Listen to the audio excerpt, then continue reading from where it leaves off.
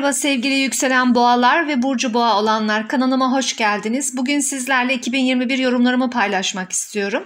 2021 yorumlarıma geçmeden önce lütfen doğum haritanızı ve kaleminizi yanınıza alın. Ben anlatırken haritanızda takip edip notlar alabilirsiniz. Böyle daha faydalı olacağını düşünüyorum. Çok detay ay anlatmayacağım ama 2021'in sizin için ana gündemlerine o konuda bilgi vermek istiyorum. Hepimiz zor bir yıl geçirdik ve 2021'e yine bu zor enerjilerle giriyoruz. Dünya için evet zor ama bireysel haritalarda yine güzel zamanlar ve fırsatlar var. Önemli olan değerlendirmesini bilmekte. Şimdi sizin için ana gündem ne dersek eğer sevgili yükselen boğalar, sizin 2020'den beri gelir kaynaklarınız değişiyor ve 2021'in de ana gündemleri yine gelir kaynaklarınızdaki değişimler olacak. Ayrıca kariyer ve ev değişikliği de gündeminizde olacak. Şimdi devam edelim yorumlarıma. 1 Ocak 2021 tarihi itibariyle yükselen boğalar için harita bu şekilde. Ve gördüğünüz gibi İkizler Burcu'ndaki Kuzey Ay düğümü 2. evde ve Yay Burcu'ndaki Güney Ay düğümü 8. evde. 2-8 aksında tüm yıl tutulmalar 2-8 aksında olacak. Yani maddi konular, ortak gelirler ve kendi kazanımlarınız gündeminizde olacak. İlk ay tutulması 26 Mayıs 2021'de olacak. 5 derece Yay burcunda. Ortak gelirleriniz, eşinizin geliri, miras, nafaka, prim, tazminat gibi konularda bazı sonuçlar yaşayabilirsiniz. Bazı kararlarla aldığınız bazı kararlarla bu konuları sonuçlandırabilirsiniz. Borç ve kredi konularında dikkatli olmanızı öneriyorum. Aynı zamanda 8. ev borç ve kredileri de ifade eder. Arkasından 10 Haziran 2021'de bir güneş tutulması olacak. Kendi kazanç evinizde, kendi gelirleriniz evinizde. Bu güneş tutulmasına aynı zamanda Merkür Retrosu da eşlik edeceği için bu süreçte gelir kaynaklarınızla ilgili, işiniz ve kariyerinizle ilgili lütfen yeni kararlar almayın. Evet, yeni projeleriniz var, yeni fikirleriniz var, bir şeylere adım atmak istiyorsunuz. Çünkü güneş tutulması size bunu vaat ediyor. Ama Merkür Retrosu'yla birlikte olduğu için retrodan sonra harekete geçmek, o süreçte planlamada kalmak ve retro sonrası harekete geçmek, imza atmak daha doğru olacaktır. Aksi durumda üzülebilirsiniz, terslikler yaşayabilirsiniz. 19 Kasım 2021'de bir ay tutulması var 27 derece Boğa burcunda ve sizin ikinci evinize yakın derecede gerçekleşiyor. 2 ve 1 ve aynı zamanda 8 ve 7. evi etkileyen bir ay tutulması. Maddi konularla ve kendinizle ilgili, işinizle ilgili, kariyerinizle ilgili bazı kararlar alabilirsiniz. Aynı zamanda tabii işinizin gelirleri, ortak gelirleriniz ya da ortağınızla olan ortak gelirleriniz ve borç ve krediyle de ilgili bazı kararlar almak isteyebilirsiniz. Arkasından 4 Aralık 2020'de bir güneş tutulması var. 12 derece Yay burcunda. Yine borç, kredi, ortak gelirler, prim, nafaka, tazminat gibi konularda bir güneş tutulması var. Yine bu konularda yeni kararlar ve yeni adımlar atmak isteyebilirsiniz. Gördüğünüz gibi tüm yıl tutulmalar 2-8 aksı, yani maddi konulara vurgu yapıyor. 2020 yılında da bu konularda vurgu vardı. 2021'de de yine bu konularda vurgu olacak. Ay düğümlerine Neptün'den kareyi görüyorsunuz. Sizin sosyal çevreniz, arkadaşlarınız ve hayallerinizle ilgili konularda gelir kaynaklarınızda Nisan sonuna kadar bazı şeyleri net göremezsiniz. Yani sosyal çevreniz ve arkadaşlarınızla yapacağınız maddi işler, maddi ortaklık, işte iş planları, projeler, gelir kaynaklarınızla ilgili vesaire ya da borç alacak ilişkiniz Nisan'ın sonuna kadar net olamazsınız. Olayları tam net göremezsiniz. Çünkü Neptün bulunduğu yerde sizi buzlu camdan baktırır. Olaylar sislidir. Hakim olamazsınız. Nisan sonundan sonra ancak bu konularda harekete geçin. 2021'deki zorlayıcı açı, ilk bunu anlattım. Şimdi bu açıya geçmek istiyorum. Uranüs. Gördüğünüz gibi Uranüs retrosuyla biz zaten 2021'e girdik. Yani Boğa burcunda 17 Ağustos sizin birinci eviniz, sizi çok etkiliyor. 7 yıl sizi etkileyecek zaten Boğa burcundaki Uranüs transiti ve hayatınız çok değişti. Değişmeye de devam edecek ve sizin dışınızda gelişen ani senaryolarla değişiyor zaten hayatınız. 17 Ağustos 2020'den retroya başladı. 13 Ocak 2021'e kadar retrosuna devam edecek. Koç burcuna doğru geri gidiyor 6 dereceden ve sonra tekrar düz hareketine başlayacak Uranüs. Arkasından tekrar Boğa burcunda 19 Ağustos 2021 ile 19 Ocak 2022'ye kadar tekrar retro hareketine devam edecek. Bu süreçte pek çok kere tüm yıl pek çok kere Satürn'e kare yapacak. Onun dışında Boğa burcunun ilk 10 derecesi, Kova burcunun ilk 10 derecesi, Akrebin ilk 10 derecesi ve Aslan'ın ilk 10 derecesinde gezegenleriniz varsa çok zorlu enerjiler çalışacak. Bu tarihlere dikkat etmenizi istiyorum. Not alın lütfen. 18 Ocak 2021, 17 Şubat 2021, 15 Haziran 2021 ve 24 Aralık 2021 tarihlerinde özellikle bu açı çok aktif olacak.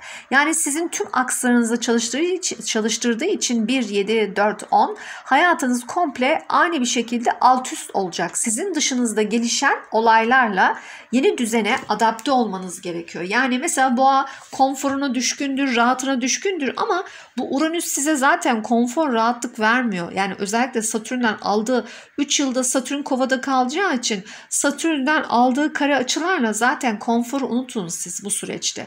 Yani mümkün olduğunca yeni düzene uyum sağlamaya ve eskiyi unutmanız gerekiyor. Yeni düzene uyum sağlayıp kabul etmeniz ve sonra o yeni düzen de zaten tekrar değişecek. Ona da tekrar adapte olmanız gerekiyor.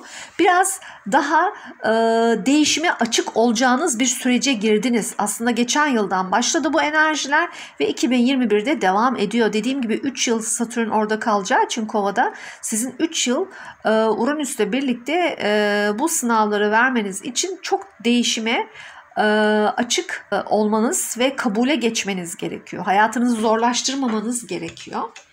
Ayrıca ani sağlık sorunları da olabilir. Kas, kemik, diş hastalıklarıyla ilgili buna da dikkat. Çünkü birinci ev aynı zamanda sizin fiziğinizi anlatır ve Satürn'den kare yiyor buradan. Ev ve kariyer konusunda değişiklikler. Aniden bu süreçte, bu zamanlarda mesela kariyerinizi değiştirmek isteyebilirsiniz, istifaya kadar gidebilirsiniz. Yani ani kararlar vermek yerine, ki bu tarihlere dikkat, daha sabırlı olup menfaatinizi daha dikkate alarak karar vermeniz sizin için daha doğru olacaktır. Çünkü zaten bu transiti bir şekil yaşayacaksınız. Yani o iş olmasa da başka bir işe gitseniz de yine bu enerjiler çalışacak.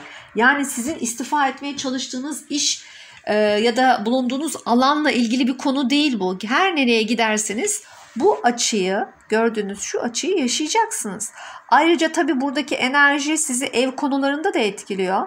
Yani buradaki Satürn transiti sizin evinizle ilgili sorunlara da sebebiyet verebilir. Bu arada anne baba sağlığına da dikkat. Anne babayı da ilgilendiriyor 14 aksı ve oradaki kare. Aynı zamanda oturduğunuz evle ilgili bazı sorunlar yaşayabilirsiniz. Onunla da ilgili değiştirmek isteyebilirsiniz. Dediğim gibi burada gezegenleriniz varsa zaten buradan orası da karelerle çalışacak.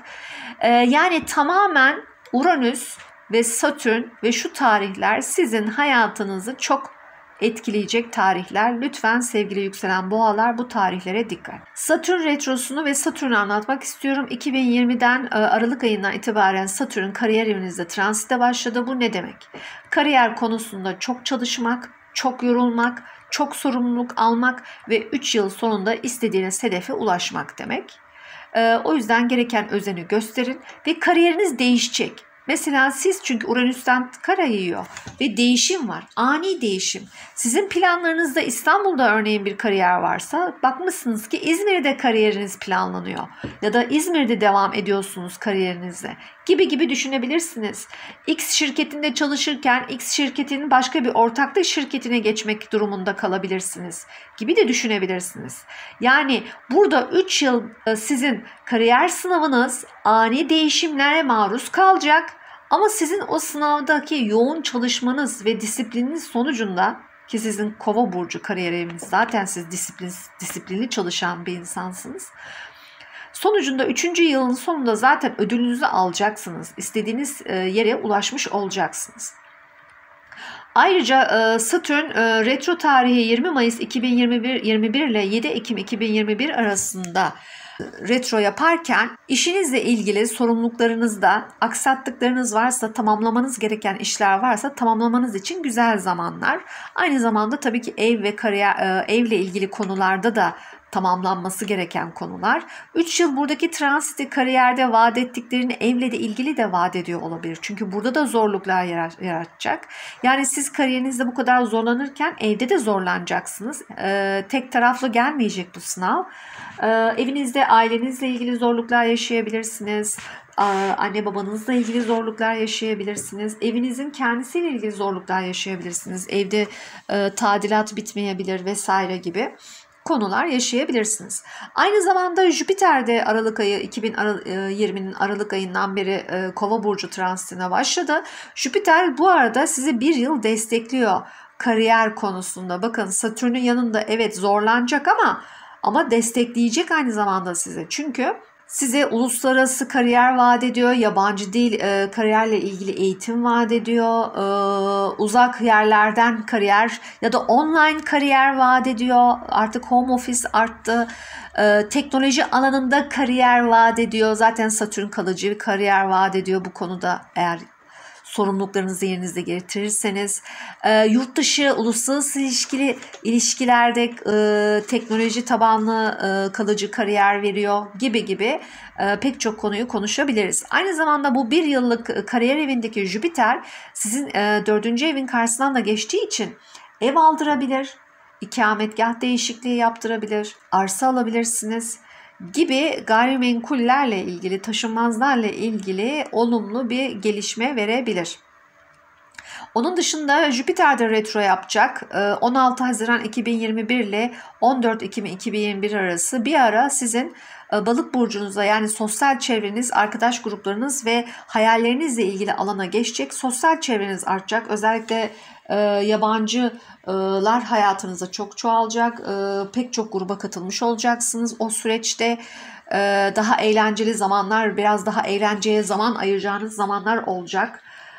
Belki hayallerinize daha yakınlaştığınızı hissedeceksiniz. Sonra tekrar Kova'ya dönecek ve transitini tamamlayıp yıl sonunda tekrar Balığa gelecek. Bu yıl Mars retromuz yok. Bu yıl sadece Venüs retrosu var. O da yıl sonunda Aralık ayında 14 Aralık 2021 ile 24 Ocak 2022 tarihleri arasında Oğlak burcunda bir Venüs retrosu var. Bu da sizin yine uluslararası ilişkiler, yurt dışı, yabancı dil, akademik eğitim ve üniversite eğitimi konusunda etkiliyor. Yıla 2022 yılına bu konularla ilgili sorun yaşayarak gireceksiniz. Yani yurt dışına gitmek istiyorsunuz ya da işle ilgili gidecektiniz ya da eğitim alacaktınız ama o konuda bazı aksilikler ya da okuduğunuz üniversiteden memnun değilsiniz, bırakıyorsunuz o bölümü, başka bölüme geçmek istiyorsunuz. O konudaki sorunlar şeklinde çalışabilir. Tabii ki buradaki Venüs retrosu aynı zamanda 3. evi de çalıştıracağı için 3-9 aksı. Kardeşler, yakın çevreniz, iletişim konuları, arabanızla ilgili sorunlar da yaşayabilirsiniz. Bunları da tetikleyebilir şeklinde çalışabilir. Beni dinlediğiniz için çok teşekkür ederim. Lütfen kanalıma abone olmayı ve beğenmeyi unutmayın. 2020 yılının hepimize ve dünyamıza hayırlı olmasını diliyorum. Sevgiler.